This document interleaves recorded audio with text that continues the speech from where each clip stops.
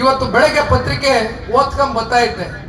Exercise department ನ ಮಂತ್ರಿಗಳು, exercise department ನ ಅಧಿಕಾರಿಗಳು ಯಾವ ರೀತಿ 25 ಲಕ್ಷ ಲಂಚ ತಗೊಂಡು CL7 ಲೈಸೆನ್ಸ್ಗೆ ಸಿಕ್ ಬಿದ್ದಿದ್ದಾರೆ. ಹೌದಾ?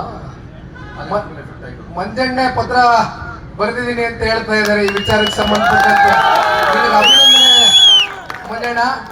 ನೋಡಿ, ಯಾರು ಆ ವ್ಯಕ್ತಿ ಬೆಳಗ್ಗೆ ಒಂದು ಪತ್ರಿಕೆಯಲ್ಲಿ ಸಂದರ್ಶನವನ್ನ ಕೊಟ್ಟಿದ್ದಾರೆ, ಓದ್ತಾ ಬಂದೆ. ಆ ವ್ಯಕ್ತಿ ಯಾವ ಕ್ಷೇತ್ರದವನು ಅಂದ್ರೆ ಮುಖ್ಯಮಂತ್ರಿಗಳ ಸ್ವಕ್ಷೇತ್ರದ ವ್ಯಕ್ತಿ, ವರ್ಣ ವಿಧಾನಸಭಾ ಕ್ಷೇತ್ರದ ವ್ಯಕ್ತಿ. ಏನ್ ನಡೀತಾ ಇದೆ ಒಳಗಡೆ, ಯಾವ ರೀತಿ ವ್ಯವಸ್ಥೆ ಎಲ್ಲಿಗೆ ಹೋಗಿ ತಲುಪಿದೆ ಅಂತಕ್ಕಂಥದ್ರ ಬಗ್ಗೆ ಹೇಳ್ತಾರೆ. 1 ಕೋಟಿ ರೂಪಾಯಿ ಕೇಳ್ತಾರೆ, ಕೊನೆಗೆ 25 ಲಕ್ಷ ರೂಪಾಯಿಗೆ ಸೆಟ್ಲ್ ಆಗ್ತದೆ. ಈ ರೀತಿ ಬಹಳ ಜನ ನಿರಂತರವಾಗಿ ಇದು ಅಬಕಾರಿ ಇಲಾಖೆಯಲ್ಲಿ ನಡ್ಕೊಂಡು ಹೋಗ್ತಾನೆ ಇದೆ. ಇದು ಒಂದು ನಿದರ್ಶನ.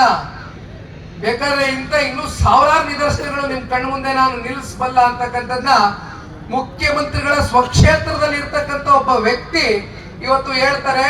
ಮುಖ್ಯಮಂತ್ರಿಗಳೆಲ್ಲ 10 ಬಾರಿ ಹೋಗಿದ್ದೇನೆ ಮಾನ್ಯ ಸಿದ್ದರಾಮಣ್ಣನ ಹತ್ರ, ಆದ್ರೆ ಇಲ್ಲಿವರೆಗೂ ಯಾವುದೇ ರೀತಿ ಕ್ರಮ ತಗೊಂಡಿಲ್ಲ ಮಾನ್ಯ ಮುಖ್ಯಮಂತ್ರಿಗಳು.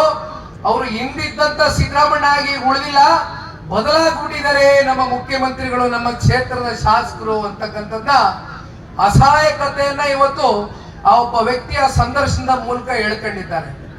ಈ ಪರಿಸ್ಥಿತಿ ಇವತ್ತು ನಮ್ಮ ರಾಜ್ಯವನ್ನ ಈ ಕಾಂಗ್ರೆಸ್ ಸರ್ಕಾರ 136, 138, 140, 150 ನಿಮ್ಮ ಯೋಗ್ಯತೆಗೆ ಪಾಪ ರವಿಯಣ್ಣ ಮಾತಾಡ್ಬೇಕಾದ್ರೆ ಬಹಳ ಚೆನ್ನಾಗೆ ವಿವರಿಸಿದ್ರು. ಆ ವಿಚಾರ ಇವತ್ತ ಮಾತಾಡಬೇಕು ಅಂತಾನೆ ಬಂದಿದ್ದೆ. ಮಾಧ್ಯಮದ